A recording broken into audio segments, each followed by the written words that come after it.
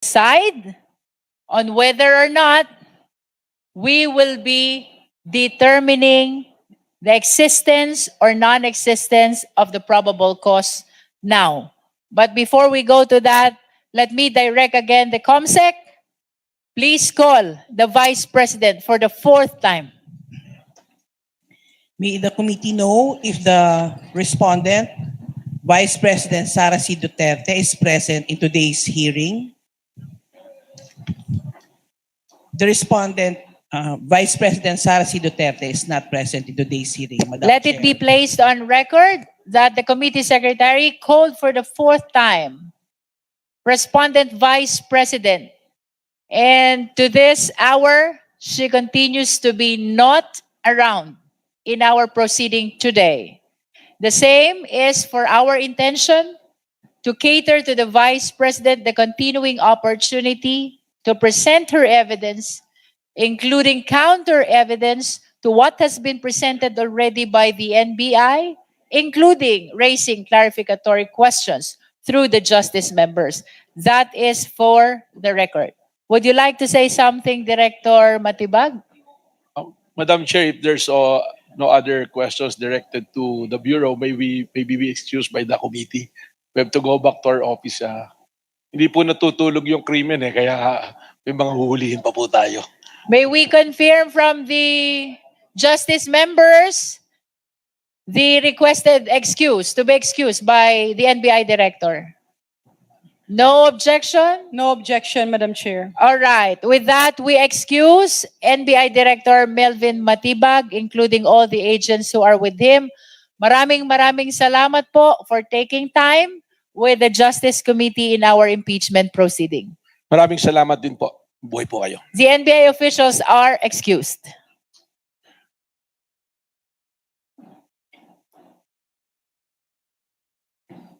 Madam Chair.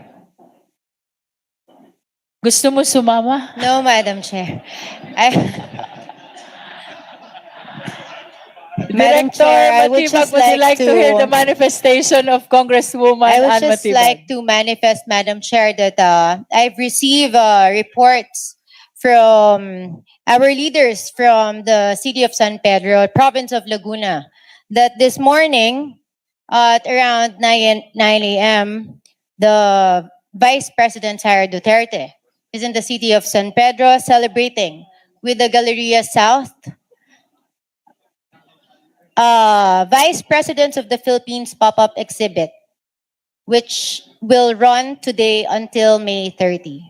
Instead of attending in our Instead proceeding. of being here, Madam Chair. Thank you. Because they said it already. They will be answering all the allegations, not here, but before the Senate. With that, the chair opens the floor on your manifestations Madam Chair.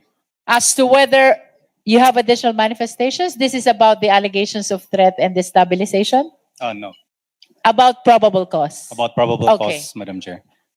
The floor is now open for your manifestations as to whether or not we will determine probable cause now in our proceeding. The Honorable Lordan Suwan is recognized. Madam Chair, with the indulgence of the committee, allow me to raise a fundamental concern before we proceed to vote on probable cause. Hindi po ba medyo mabilis ang pagboto natin para sa probable cause? I ask this not to delay the work of this committee, but because I believe that the gravity of what we are about to do demands that we ask it. You see, a vote on probable cause is not a routine procedural step. It is the gateway to impeachment itself. And once we cross that threshold, we set into motion a constitutional process under Article 11, Section 3 of the 1987 Constitution, a process that may ultimately result in the removal of a sitting Vice President of the Republic. At kapag ito ay umabot sa plenaryo at maaprubahan, ang articles of impeachment ay ipapadala sa Senado at doon magsisimula ang isang buong impeachment trial na tututukan ng buong sambayanang Pilipino. Kaya malinaw na napakabigat ang desisyong ito. Madam Chair, the Supreme Court reminded us that while impeachment is sui generis, the requirements of due process are not suspended at the door of this chamber. They follow us in, and they are the measure by which history will judge what we do here today.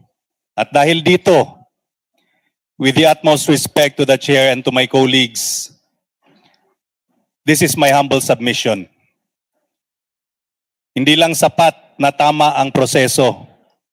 Dapat malinaw sa lahat ng Pilipino na naging sapat at patas ito.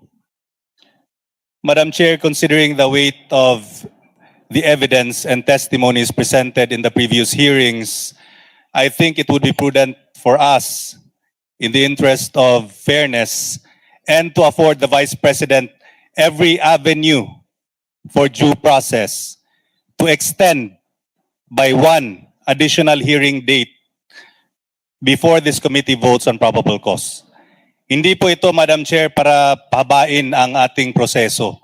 Ito po ay para tiyakin na ang proseso ay hindi lamang mabilis, kundi makatarungan din. So that is my humble suggestion, Madam Chair. I submit it to the wisdom of this committee. The Madam Chair. manifestation of the Honorable Lord and Suwan is noted. For the guidance of the justice members and perhaps a reminder, our threshold in our proceeding is probable cause only.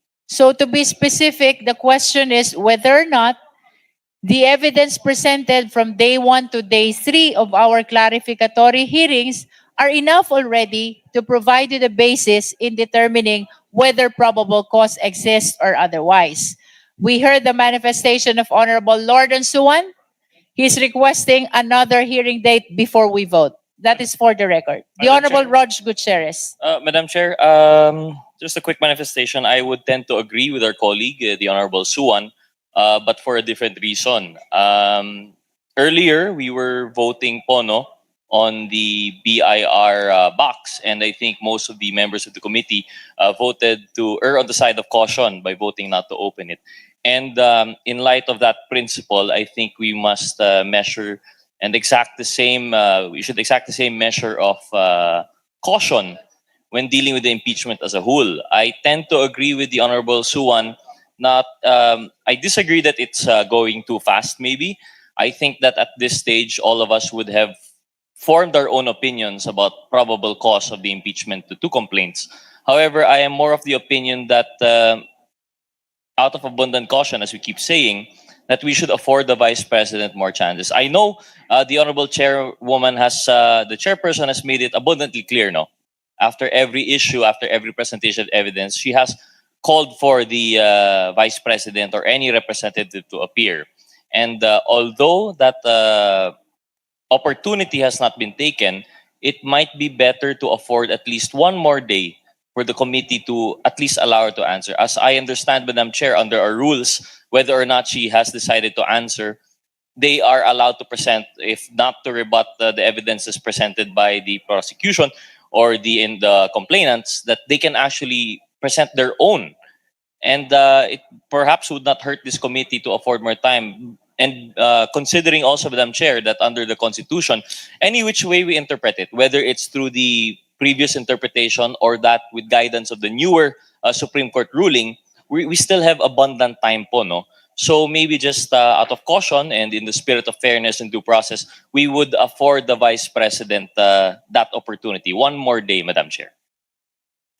Madam Chair. For the guidance of the members and in response to the Honorable Rog Rodriguez, I just want to state for the record that since day 1 of our impeachment proceeding, that is determination of sufficiency in form, followed by substance, and then ground, and then our hearings today, we've been calling the Vice President every after presentation of evidence per ground. So in as far as compliance to due process is concerned, I think we have surpassed so much whatever standard of due process is being required. No? As a matter of fact, even today, we've called her for 4